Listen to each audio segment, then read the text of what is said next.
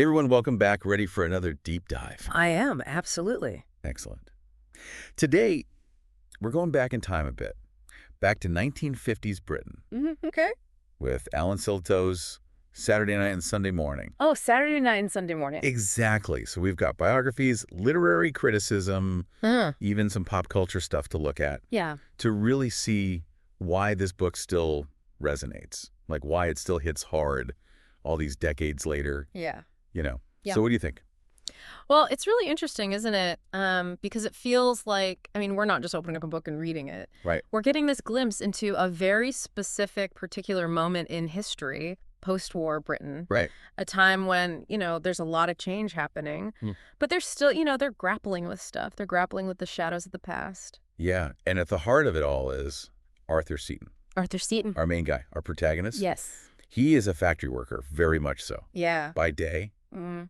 but by night. Oh. Think pubs, think brawls, think affairs. Not exactly your typical literary hero. Right. So he's full of contradictions, right? He's incredible, like so skilled at his job, at what he does. He even figures out ways to outsmart his bosses and things.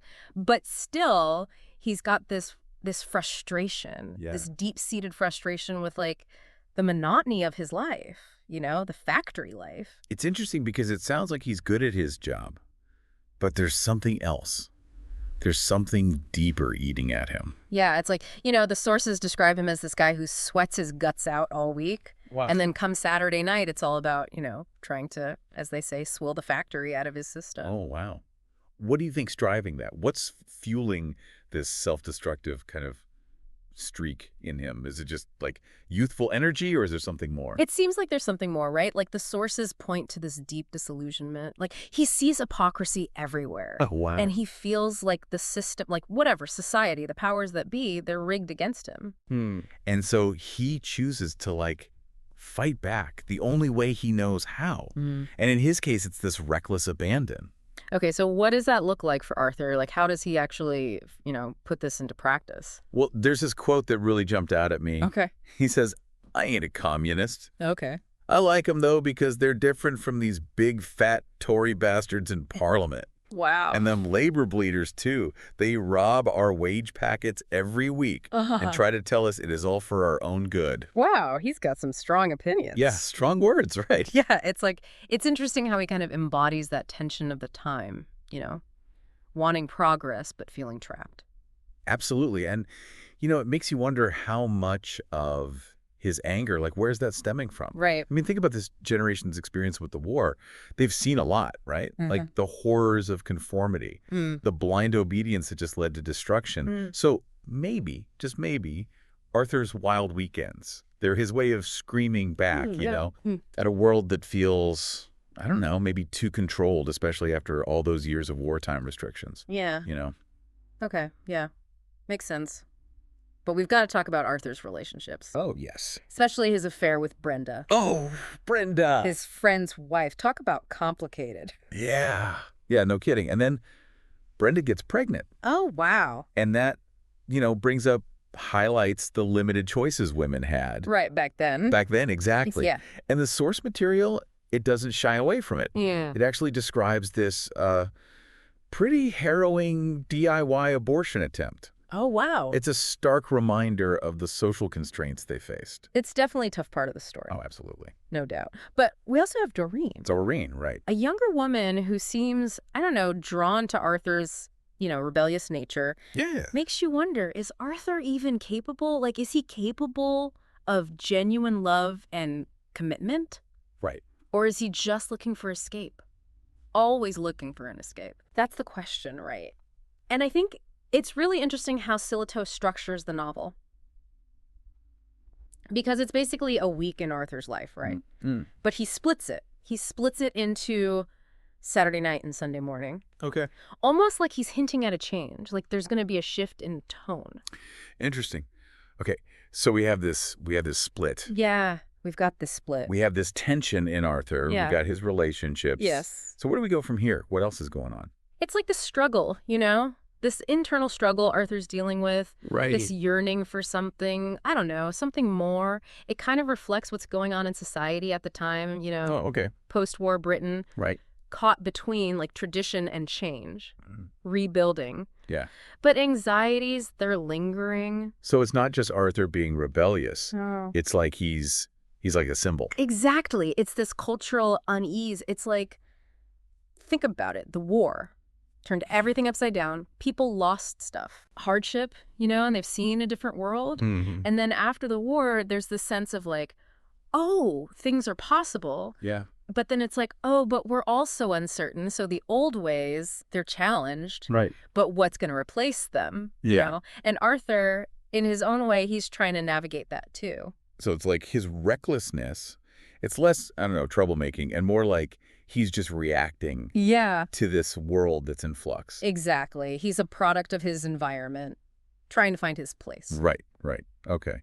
And the setting, too, like Nottingham, Yeah. rooted in industry. Yeah, those sources, they paint this vivid picture of the factory where Arthur works. The sights, the sounds, the sheer, like, physicality of the labor. It's like you're right there, like you can hear the machines, smell the oil, like feel that exhaustion in Arthur's bones after a long shift. Absolutely. And it makes sense why he's looking for an escape.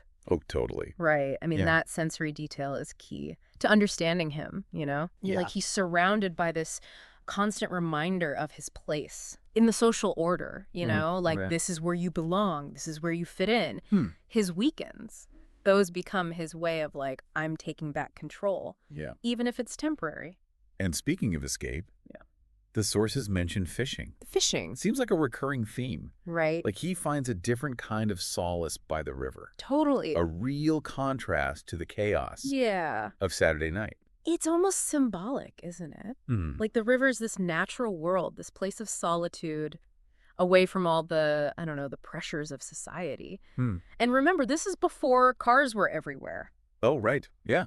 So for Arthur, a day by the river, that's a real escape. Yeah, it's a chance to connect. Yeah. Like with something bigger. Exactly. It's interesting. Like he puts on this tough exterior. Yeah.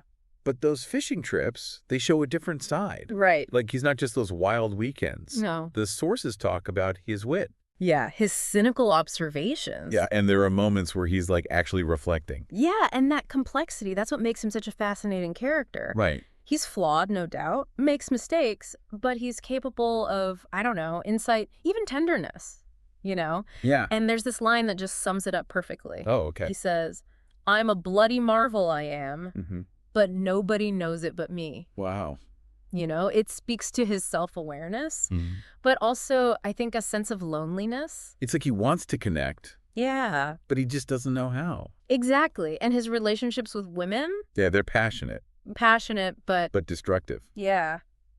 And that's the paradox, isn't it, with Arthur? He craves intimacy, but he's scared of it too. Pushes people away, even while he's seeking them out. Right. And then there's Doreen. This younger woman.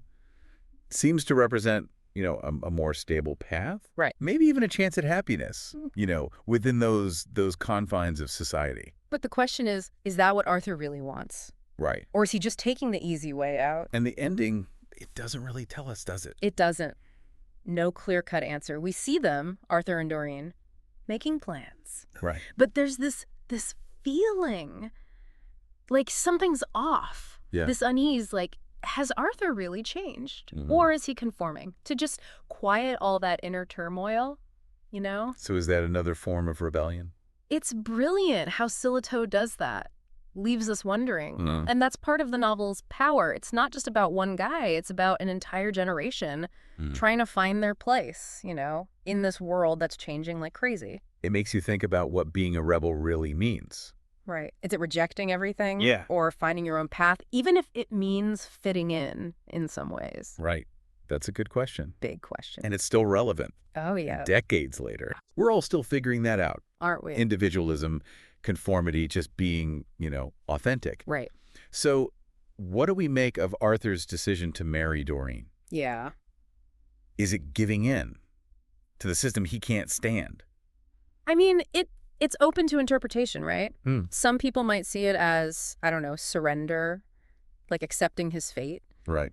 But others might see it as a sign of maturity, like he's willing to compromise to find happiness even within the existing structures. And that's what good literature does. Doesn't it? It sparks debate. Yes. Makes us examine our values. Absolutely. Saturday night and Sunday morning. This isn't just the story. Right. It's a mirror reflecting all that complexity, Yeah. of being human and this ever-changing social landscape. It's amazing that a novel, written in the 50s can still have this impact. I know. You mentioned the film, but there's so much more to this. In terms of cultural influence. Oh, yeah. It was a phenomenon. Saturday night and Sunday morning. It got people talking about class, about gender roles, about the changing face of Britain. Like the sources mentioned, Morrissey, the Arctic Monkeys. I know. It makes you think. It really does. Would Arthur still be a rebel today? Right. What would his Saturday nights look like now? What would he be fighting against? It's a fascinating thought. It really is. It just goes to show the novel, its power. Enduring power, yeah. It speaks to that anxiety, the aspirations, that rebellious spirit of youth. Which is, that's universal. Yeah. That's timeless. It's incredible how a story from the 50s I know, right? can still speak to artists, to audiences today. Alan Sillitoe, he really captured something special. He did. He gave us a character who, he's flawed.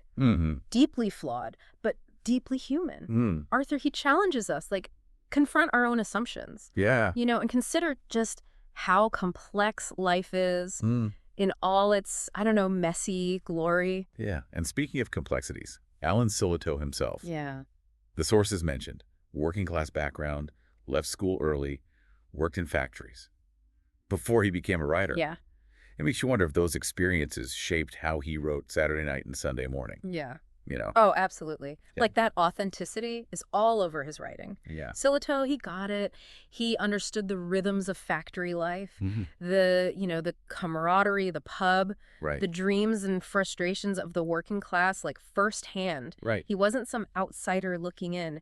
He was writing from the heart, from experience. And you feel it, on every page. Oh, yeah. It's raw, honest, unapologetically working class.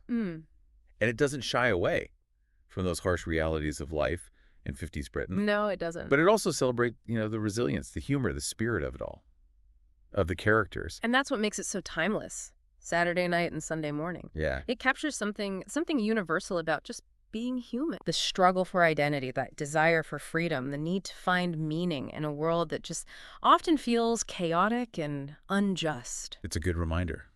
Yeah. Even when things are tough. Yeah. There's still room for laughter, for connection, even for joy. And even rebellion, in its own way, Right. can be a way to find those moments. Maybe, just maybe, there's hope. Finding that balance between our rebellious impulses and what society expects of us, Right. A way to sort of reconcile those two things without losing ourselves. That's a great point. So to all of you listening, what are your thoughts on Arthur's journey? Yeah, is he a hero, a villain, or just a product of his time? But even more importantly, what does his story tell us about ourselves? About our struggles, our aspirations, Right. our place in the world? Yeah, keep those questions in mind as you explore Saturday night and Sunday morning. And who knows, maybe Arthur Seaton and his rebellious spirit will inspire you to shake things up a bit in your own life. So until next time, keep exploring, keep questioning, and keep diving deep